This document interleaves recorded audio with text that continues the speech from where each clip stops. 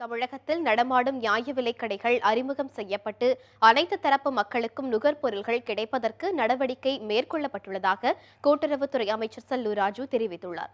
Budget மீதான விவாதத்தின் போது தருமபுரி தொகுதி சட்டமன்ற உறுப்பினர் பாஸ்கர் எழுப்பிய கேள்வி ஒன்றுக்கு பதிலளித்த கூட்டுறவுத்துறை அமைச்சர் செல்லூர் ராஜு, கடந்த 5 ஆண்டுகளில் 1394 நியாய விலைக் கடைகள் புதிதாக துவங்கப்பட்டுள்ளதாக கூறினார்.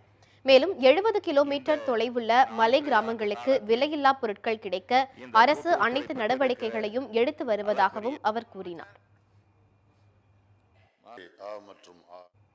தமிழகத்தில் கடந்த 4.5 ஆண்டுகளில் மக்களின் தேவைக்காக 328 கோடி ரூபாய் செலவில் 2267 சமுதாய கூடங்கள் அமைக்கப்பட்டுள்ளதாக உள்ளாட்சித்துறை அமைச்சர் SP வேலுமணி தெரிவித்துள்ளார்.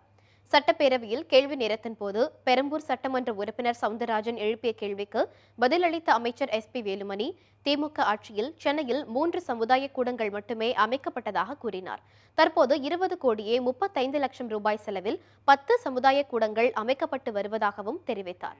அதில் 5 சமுதாய கூடங்கள் திறக்கப்பட்டு விட்டதாகவும் மேலும் 5 சமுதாய கூடங்களின் பணிகள் நடைபெற்று வருவதாகவும் தெரிவித்தார். நம்முடைய உறுப்பினர் அவர்கள்